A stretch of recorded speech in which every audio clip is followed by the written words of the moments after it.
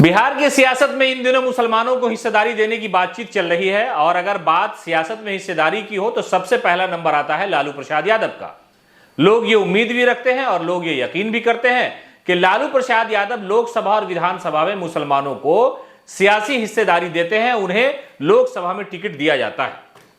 अब जबकि लोकसभा सर पर है, चुनाव होना है 2024 में, अभी से रणनीति बनाई जा रही है और राजनीति गलियारों में यह बात चर्चा में बनी हुई है कि आरजेडी इस बार बिहार में सभी पार्टियों से ज्यादा मुसलमानों को टिकट देने वाली है। यानी गठबंधन में कांग्रेस, जनता दल यूनाइटेड और राष्ट्रीय जनता दल, यानी इन तीन पार्टियों से ज्यादा उम्मीदें हैं मुसलमानों को कि आखिरकार कितने मुसलमानों को टिकट दिया जाएगा। तो उसमें आरजेडी का नंबर पहला आता है, इसलिए कि मुसलमान आरजेडी को झोली भर भर के वोट देते हैं और आरजेडी भी मुसलमान हिस्सेदारी की बात करती रहती है। और अभी जब जाति आधारित गणना की रिपोर्ट आई तो राजद सुप्रीमो लालू प्रसाद यादव ने बरजस्ता कहा कि जिसकी जितनी हिस्सेदारी, जिसकी जितनी आबादी, उस पर हम गौर कर रहे हैं और इन सारे मामलात को लेकर राजनीतिक टेबल पर बातचीत होगी और मुसलमानों को हिस्सेदारी मिलेगी जिस जात की जितनी आबादी है। तो सवाल यह होता है कि आरजेडी कितने मुसलमानों को इस लोकसभा में सीटों पर हिस्सेदारी देकर के जो अपना दावा है उसे सच साबित करना चाहती है।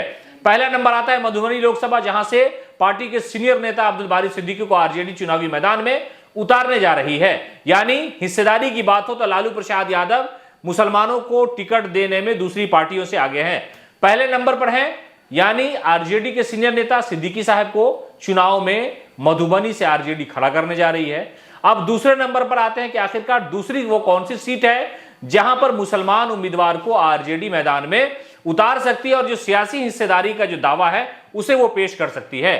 तो दूसरा जो लोकसभा सीट है वो है, यानी पहला हमने आपको बताया कि अब्दुल बारी सिद्दीकी मधुबनी से चुनाव लड़ेंगे, यानी एक सीट आरजेडी ने मुसलमान के हिस्से में डाला। और जो दूसरी सीट है वो अररिया की सीट है, यानी जहां पर पूर्व केंद्रीय मंत्री और सीमांत गांधी के नाम से जाने जाने वाले, सीमांचल गांधी के नाम से जिन्हें लोग जानते थे, वो थे तस्लीमुद्दीन साहब। अलहाज तस्लीमुद्दीन के नाम से उन्हें लालू प्रसाद यादव भी याद करते हैं और उन्हें तस्लीम चचा कहते थे। तो तस्लीमुद्दीन की जो राजनीति में इज्जत थी वो लालू प्रसाद यादव किया करते थे और हमेशा चचा कह करके संबोधित करते थे।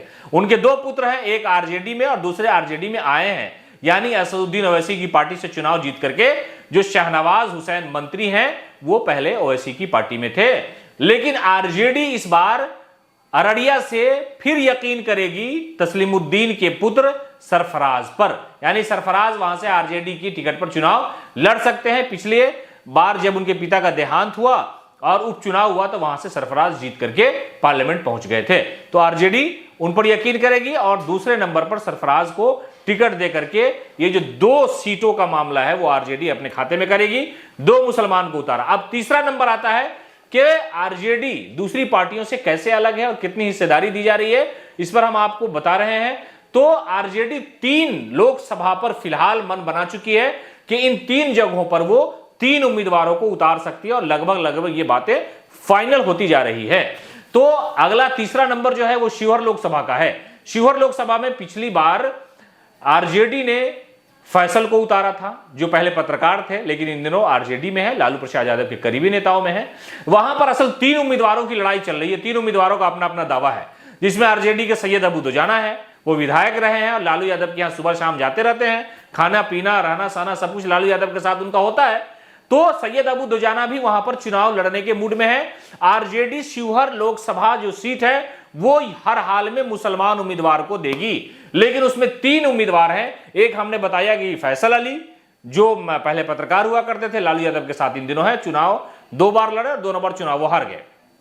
उसके अलावा जो दूसरा नंबर आता है वो सैयद अबू दुजाना का है, आरजेडी के पूर्व विधायक हैं, लालू यादव के करीबी हैं। और तीसरा नंबर जो है वो फारूक शेख का है। मुंबई के कारोबार में एक बड़ा नाम है फारूक शेख का, लेकिन वो अभी मौजूदा समय में आरजेडी के एमएलसी हैं और वो इन दिनों सारी जगहों पर, यानी शिवहर का जो भी इलाका है उन इलाकों में वो घूम रहे हैं और लगभग हर गांव में जाकर के लोगों से बातचीत करते हैं, लोगों से अपनी बातें कहते हैं, लोगों की फरियाद सुनते हैं। तो वो भी पूरी तरह से मजबूत दावेदारी के साथ शिवहर की सरजमीन पर इन दिनों राजनीतिक संघर्ष कर रहे हैं और वो ये चाह रहे हैं कि लालू यादव को ये सारी चीजें दिखा करके, बता करके वो लोकसभा का टिकट ले ले वहां से और चुनाव जीत करके पार्लियामेंट पहुंच जाए। तो 3 ऐसी लोकसभा सीट है जहां पर लालू प्रसाद यादव 3 मुस्लिम उम्मीदवारों को चुनाव में उतार सकते हैं। तो इस हिसाब से आरजेडी जो है वो सबसे ज्यादा टिकट देने वाली पार्टी बिहार में मुसलमानों को बन सकती है। यह आने वाला समय जब तस्वीरें साफ होंगी तो जेडीयू, आरजेडी, कांग्रेस,